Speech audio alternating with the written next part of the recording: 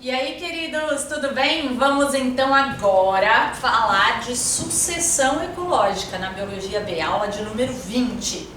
Sucessão ecológica cai bastante, é importante a gente entender cada vez mais o conceito de sucessão, uma vez que a gente vive constantes destruições ambientais ocasionadas pelo homem, e esses ambientes destruídos vão passar por um processo de sucessão ecológica, certo? Então, o que é sucessão ecológica? Sucessão ecológica, como o próprio nome diz, são comunidades que se sucedem, ou seja, uma vai, coloniza, aí depois ela cria um ambiente propício para que outras espécies se instalem naquele ambiente, né? Então, cada comunidade, aí você precisa se lembrar do conceito de comunidade. Comunidade é um conjunto de populações, então temos várias espécies vivendo ali, né? Então, essas comunidades vão se sucedendo em cada um dos ambientes, né, onde elas gostam de viver. Então, a primeira coisa que a gente vai colocar aqui é o conceito de sucessão ecológica, que pode ser definido, então, como uma sequência de comunidades que se sucedem na recolonização. Olha, vou até mudar essa palavrinha, porque você já vai entender. Na colonização, vamos deixar assim, de um ambiente. Por que, pessoal? Pela definição básica, por que eu troquei recolonização por colonização? Porque o ambiente pode estar sendo colonizado pela primeira vez por aquela comunidade, tá? Não necessariamente, poderia ser então, quando a gente fala em sucessão ecológica, eu tenho que entender se esse processo, a primeira pergunta que você vai fazer, o substrato aonde essas espécies vão colonizar, o meio dela, é um meio virgem, é um meio que não tem resíduos de sementes, não tem resíduos das espécies anteriores que viveram ali, então é um substrato pobre ainda em matéria orgânica, é um substrato virgem, aí eu vou chamar de sucessão primária. Se for um substrato que já teve vida e que vai reter os resíduos dessas espécies que morreram e vai começar de novo, mas aquele substrato já está mais pronto do que o primeiro, aí a gente vai chamar de sucessão secundária. Essa é a primeira coisa que você tem que se perguntar quando aparecer um exercício de sucessão. É sucessão primária ou secundária? Então vamos fazer essa diferença aqui. Então, ó, pessoal, a sucessão... Eita...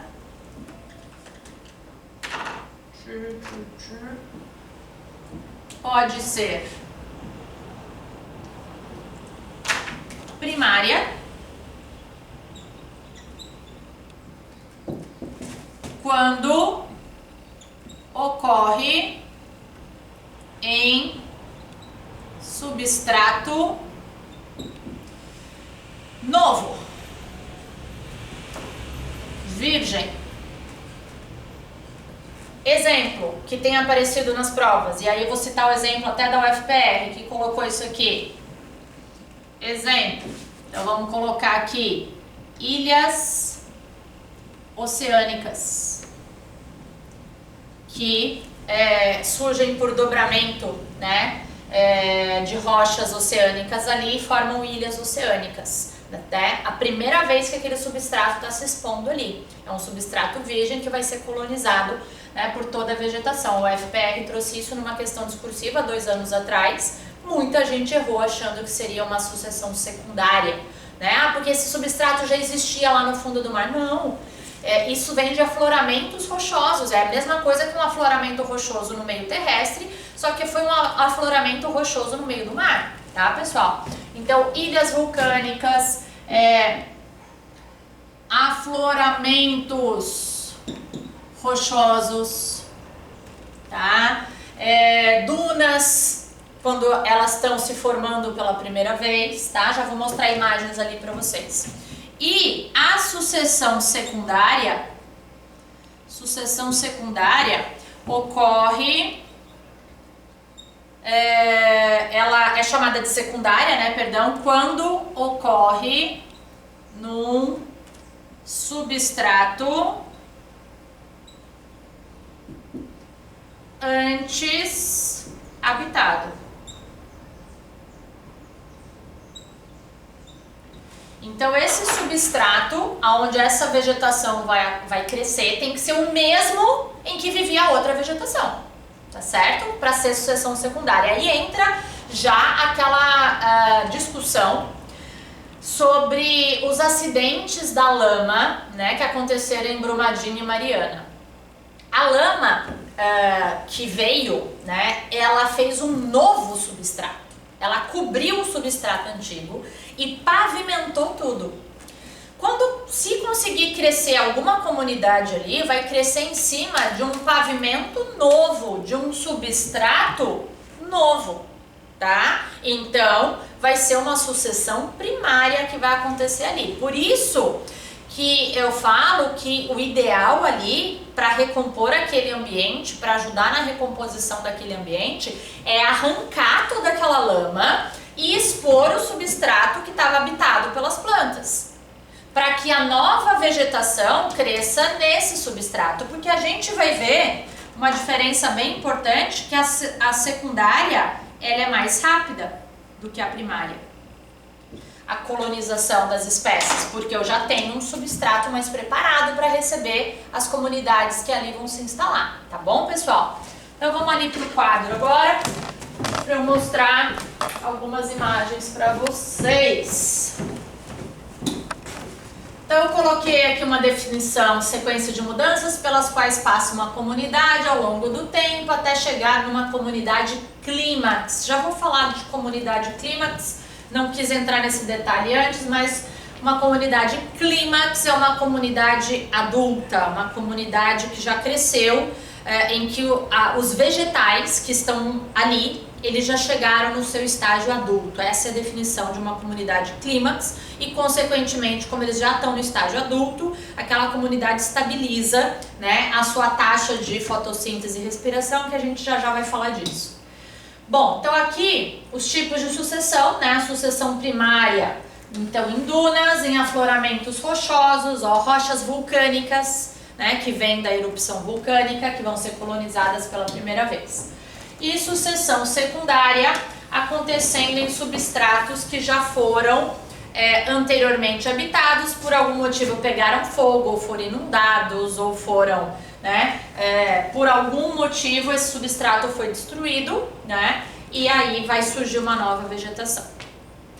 Aqui no nosso, quando a gente for estudar biomas brasileiros, a gente vai falar que a Mata Atlântica, né, é o bioma mais devastado do Brasil. Hoje a gente tem 7% só de Mata Atlântica.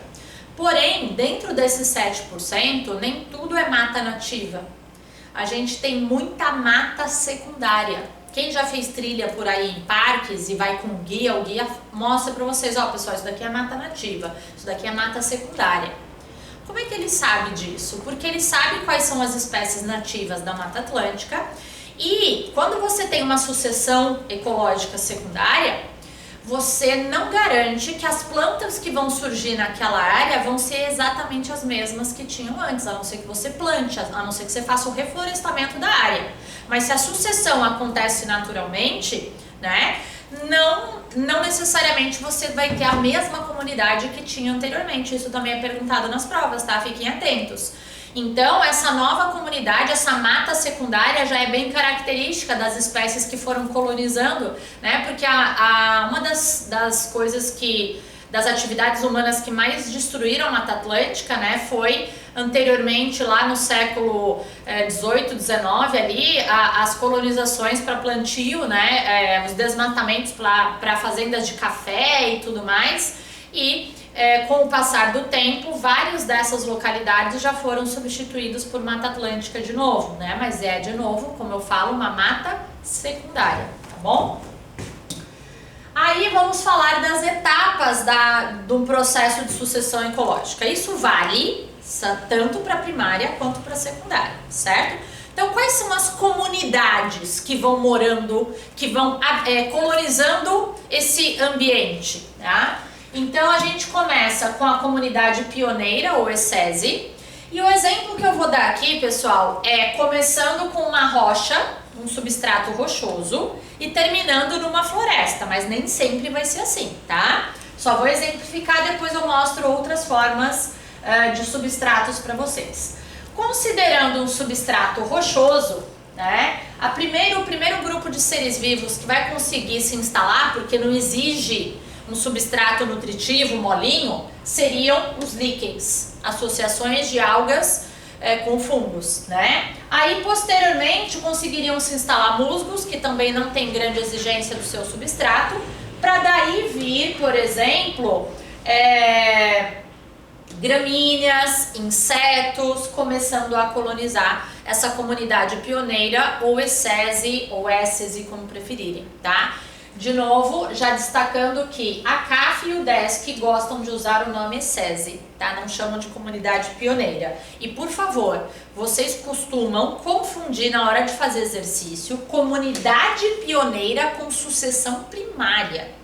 Por favor, já veja bem aí a diferença. Comunidade pioneira é a primeira comunidade que vai existir tanto numa sucessão primária ou numa sucessão secundária, tá?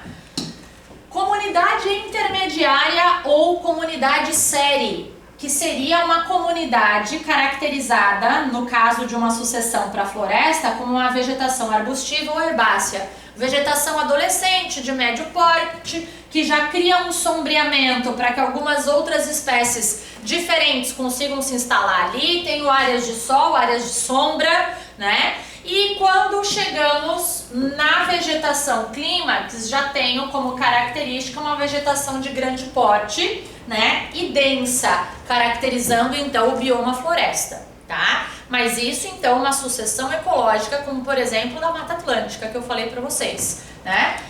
Só que aqui, como começou de rocha nua, seria a origem da Mata Atlântica. A Mata Atlântica numa sucessão, num processo de sucessão primária, com um substrato virgem, né? Se fosse numa Mata Atlântica destruída, não seria uma rocha nua, né? Seria um solo já com mais nutrientes. Aí a comunidade que já se instalaria direto seriam gramíneas, né? Então é isso que também você vai ter que pensar na questão, tá? Como é que tá esse substrato para ver qual vai ser o primeiro grupo de seres vivos a se instalar, certo? Se for um solo, né, já exposto, em geral quente, não vai conseguir ter instalação ali de líquens, tá? Os líquens gostam de substrato rochoso, beleza?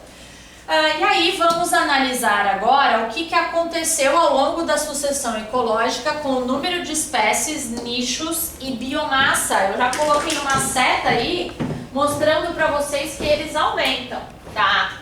Mas eu quero fazer isso da forma mais legal, que é o que aparece nos gráficos para vocês de exercícios. Então, ó, só colocando aqui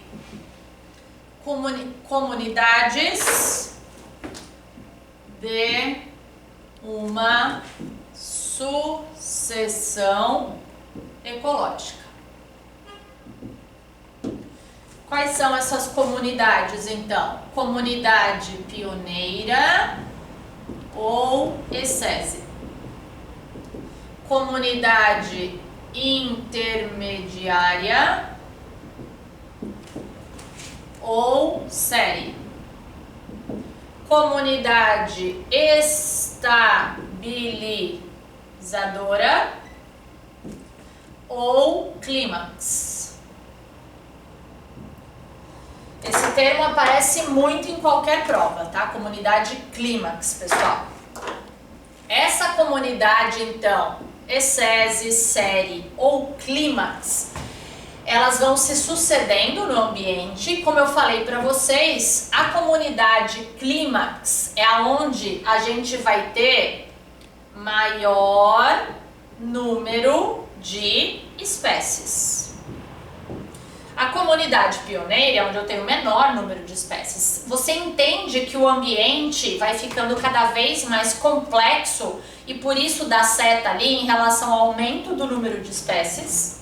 Então, ao longo de uma sucessão ecológica, vamos colocar aqui o tempo, né? Vou colocar aqui as comunidades, vamos colocar aqui espécie,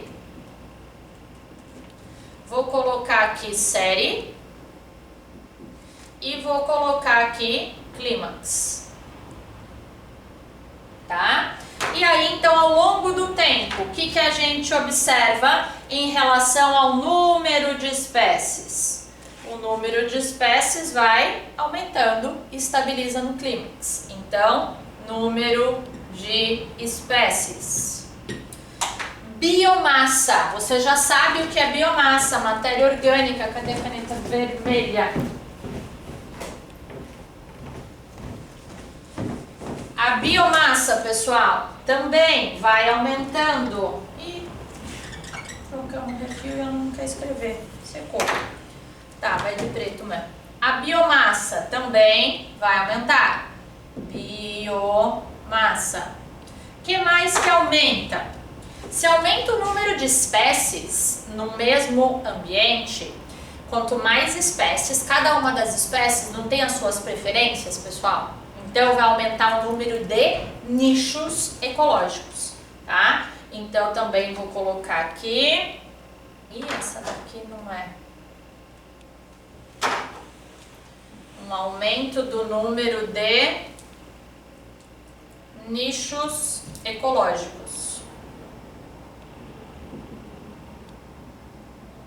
Aumenta e estabiliza também, tá? Poderia ser tudo no mesmo patamar aqui, eu só fiz diferenciado para você poder enxergar, beleza? Tá.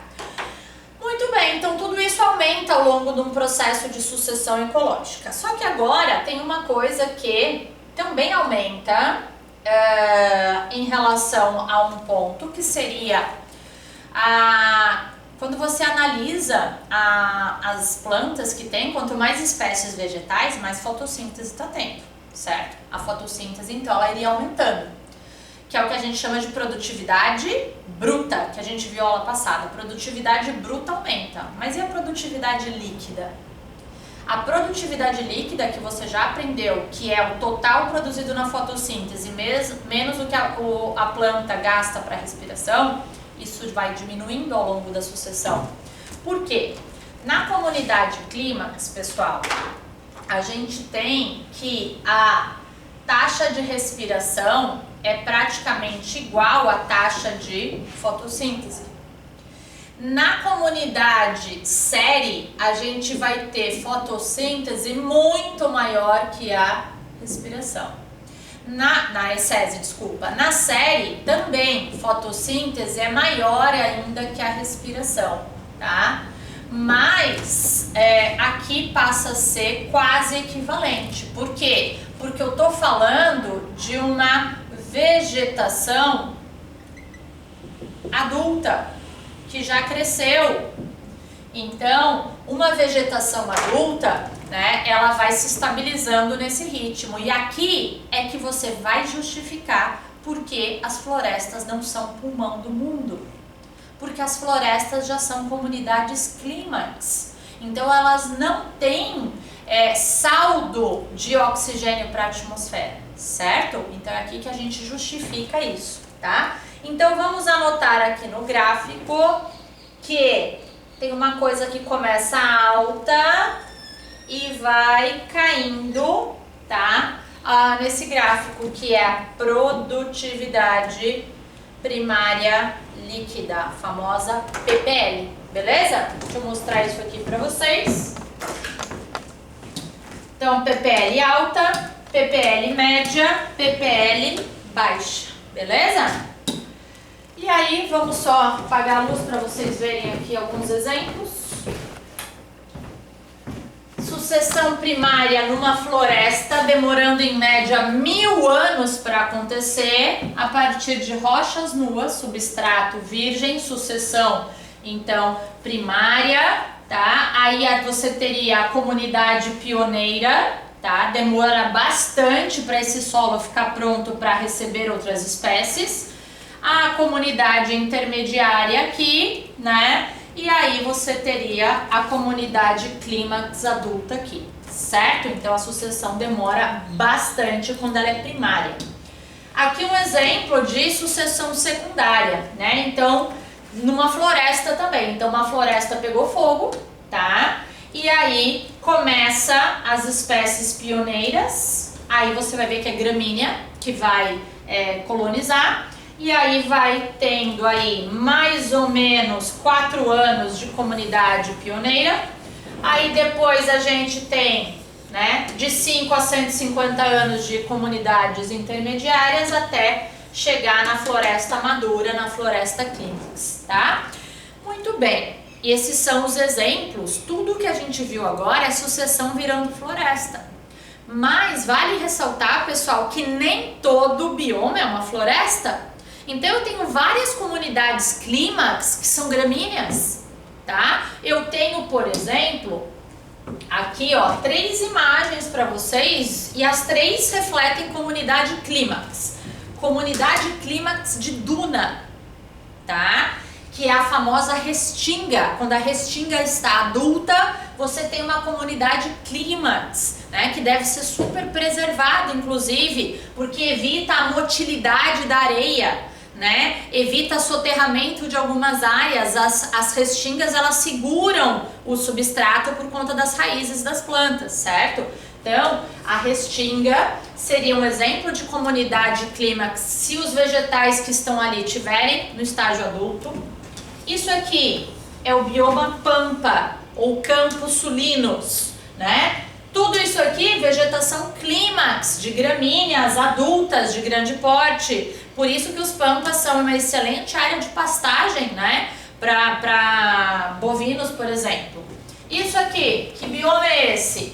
Isso daqui é cerrado, tá? Árvores com troncos tortuosos, com áreas de sombra e de sol, né? Isso daqui caracteriza a savana brasileira, que é o cerrado, que está nessa imagem em comunidade clímax. Vale também a gente observar que o cerrado, ele é um ambiente onde as espécies têm uma adaptação muito forte ao fogo, né? Porque o fogo é algo anual no cerrado. E então a gente tem áreas de sucessão secundária no cerrado que são naturais e super comuns. Inclusive, talvez em botânica, quando o Café for falar para vocês lá de germinação de sementes, ele vai mencionar que algumas sementes só germinam depois do fogo, tá? Então são espécies adaptadas a isso mesmo. E então o cerrado, ele tem áreas ali desse bioma, né, que são adaptados a passarem por sucessão secundária constantemente, tá bom? E aí, para finalizar nossa aula, pessoal, veio aí o conceito de ecótono ou ecótone, como preferirem, tá? No finalzinho aí da tua aula. Ecótonos ou ecótones são áreas de transição entre 2 biomas diferentes, tá? Aqui a gente tem, por exemplo, um mapa do Brasil mostrando os principais biomas. Em verde, a Amazônia, em laranja, Cerrado, em amarelo, a Mata Atlântica, em vermelho, a Caatinga, né? E aqui, como parte da Mata Atlântica, ele está mostrando a Mata de Araucária, e aqui seria os Pampas, tá? E aí, nessa parte cremezinho, amarelinho, o que seria isso? São áreas de transição entre Amazônia e Cerrado, entre Cerrado e Caatinga, entre Caatinga e Mata Atlântica e assim sucessivamente. Essas áreas de transição são chamadas de ecótones. Pode também ser um ecótone que determine a transição água-terra. Toda transição água-terra também é um ecótone.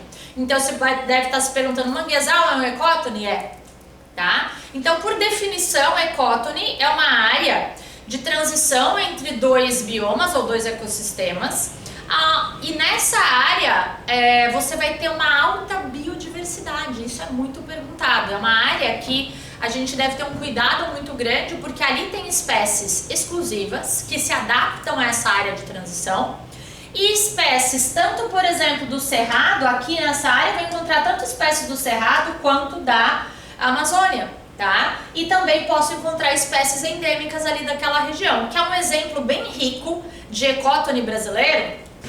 Fica bem aqui, nessa pontinha aqui, chama Mata dos Cocais, que é essa aqui que está na imagem do lado, tá?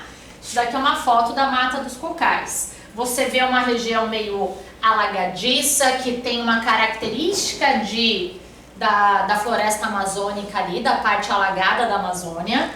Tem um predomínio de angiospermas monocotiledôneas do tipo palmeiras, os coqueiros, por isso Mata dos Cocais. E tem espécies, tá, características também do Cerrado e da Caatinga.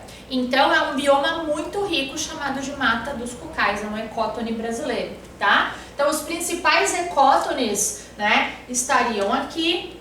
O Pantanal também é classificado como um ecótone, né? Os manguezais, então essa transição entre os biomas. E aí a pergunta que vai aparecer para vocês é assim: os ecótones são locais de baixa biodiversidade, portanto podem ser desmatados. Não, são locais de alta biodiversidade e devem ser protegidos, tá? Nos ecótones podem existir espécies endêmicas, podem, que só existem naquela região, né? Então, por exemplo, lá no manguezal você vai ter duas espécies endêmicas de mangue, que tem raízes respiratórias, né, os pneumatóforos, e tem as raízes escora. Então você vê como características avicênias e essas outras de raízes respiratórias. Beleza, pessoal? Era isso então que tínhamos para hoje. Então não deixem de fazer os seus exercícios aí para fixar bem esse conteúdo, ver o que aparece aí de sucessão e como é que isso é cobrado, tá bom? Beijo grande, até a próxima, pessoal. Tchau, tchau!